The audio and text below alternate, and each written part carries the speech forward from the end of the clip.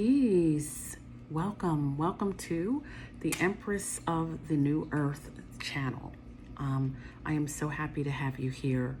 If it is ripe for you, you could like, share, and subscribe. Only if it's right for you. But I am happy that you are here. One of the things, I just left this amazing sister circle and we had such a wonderful time in fellowship. Other beautiful creatives there. My business partner was there. Beautiful women from all walks of life.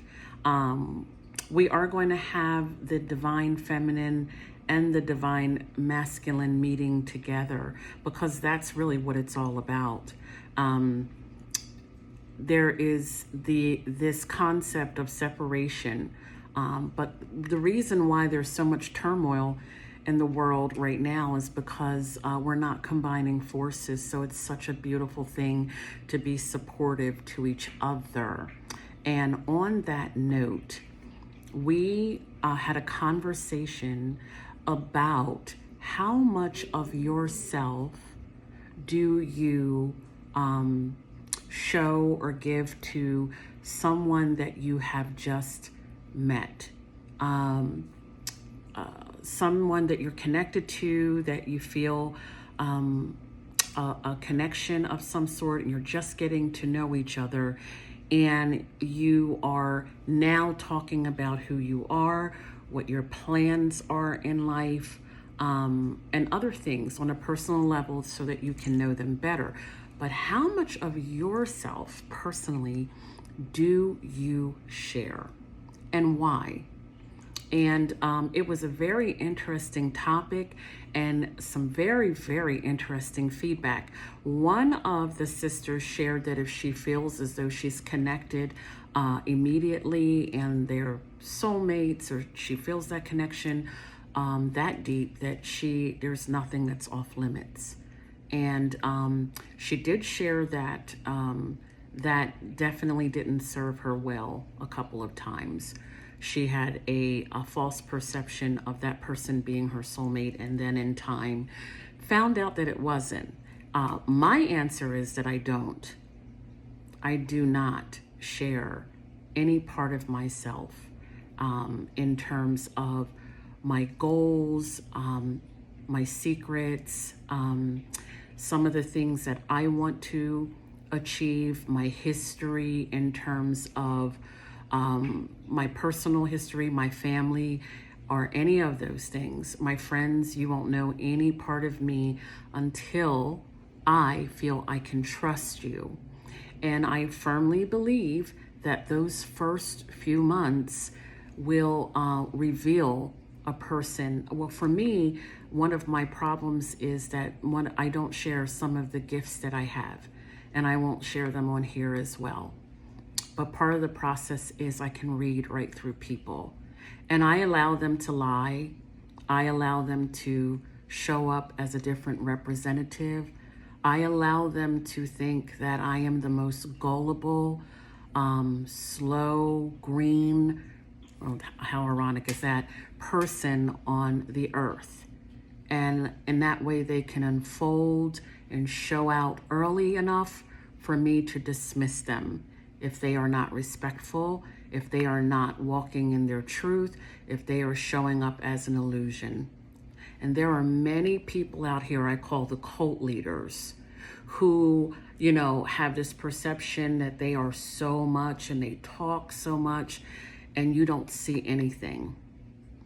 Or if they are a go-getter and things of that nature, behind the scenes, they're trying to find out how much they can get out of you. Or they feel as though they're so superior to everyone else and so supreme that you should be happy just to be in their presence, or even pay to be in their presence. Yes, there are people out there like that, okay, who rely on associations to celebrities and wealth and other people that they know that are higher up or doing this or doing the most. And that's okay, because everyone has their own individual journey and growth. And at that point, instead of judging, I just back out and I will never continue on a path with someone where I feel as though I cannot trust them and that they have showed up in a way that I know that I cannot trust them, and I will let them go. I will release them in love and keep it moving. So some people will, from what I gather today, feel aligned immediately with their person. So they don't have a problem with sharing immediately from the beginning because they understand that they are trying to build, and they want to build. And there are some people like myself that people get completely frustrated with because they feel it's deceit. They feel that my walls are up, my boundaries are too high, and that I am missing out. Well, that's okay. I'll miss out. I'm good. That's okay. I will not share any part of my life with anyone on the planet until I instinctively and also from my spiritual guides get the green light to go forward. I will allow you to show up and show out, and it happens every time because people get comfortable with your love. People get comfortable with the way that you show up for them. People are disillusioned by the level of care and the level of authenticity that you give to them, and they think that, oh, you know what, I can say whatever to her, I can do whatever with her, she's good, she will always be there to support me. And then she's gone and she's outpouring into her own cup. And that is the basis of the conversation that we had as well today. There are people who show up in your life for a reason. We're not supposed to demonize them. Whatever way they do, they take money from you or ask you for this or treat you like that or put you on red and all of those other things, or ghost you or gaslight you or love bomb you. That was for a reason. You were to learn a specific lesson from that person. It doesn't make any sense to sit around in circles and talk about, oh, woe is me, and this person did this, and this person did that, and that person is horrible. Whatever the case may be, they were put on your path to heal that part of you that made you think that they were more superior than you, that they were worthy of all of your love, and you should sacrifice whatever to keep them because they are the blank, and they're not. You are.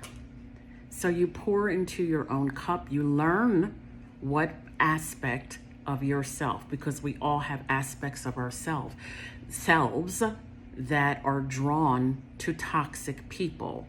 And maybe the person is not so much as toxic, they're toxic for you at that time in your growth, meaning they're not a horrible person.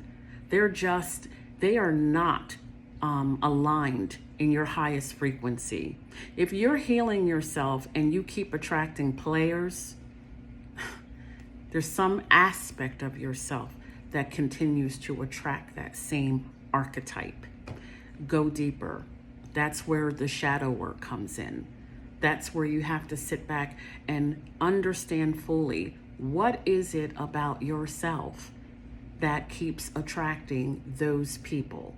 That's just an example. Or if you're a people pleaser at work, in relationships, family, or whatever community, you're always there. You're always doing the most. You're always showing up. That's not cute. Being a people pleaser is not a positive trait. You have to find out what part of yourself needs additional healing that makes you feel as though you have to constantly pour out your cup to others and not give that back to yourself. It sounds simple, but it's not. And some of us are at a whole grown age and still have to learn. And some of us are deceived by what we call, when we have our awakening, we're good. After that, we can learn, we can discern, and we're not going to repeat those cycles. Well, hold on to your hat, because as soon as you are at that finish line, or you think you are, the universe is going to send you another lesson. And it is up to you to discern. That's what it's about. It's not over. And that's why we're not to judge. We're not to judge other people, because we understand how many times have we gone on that hamster wheel. God knows I have. I cannot judge. I cannot hold animosity in my heart. The only thing that I can do for myself is release people with love that do not align on my highest frequency, because I am on a path, just like you're on a path, just like everyone else is on a path. And once you have that vision set, you know what is aligning with you and what is not. And sometimes you repeat cycles, and that is the cycle of life. So remember, don't put yourself down. Don't put others down. They were there for a season. Release them. And if you're lucky enough, they'll release you. That is a gift from God. When the person that you're not supposed to be with releases you, let them. And you will find out exactly how divine your purpose is in that moment. Peace and love to everybody. We'll reconnect at another time, and enjoy your weekend.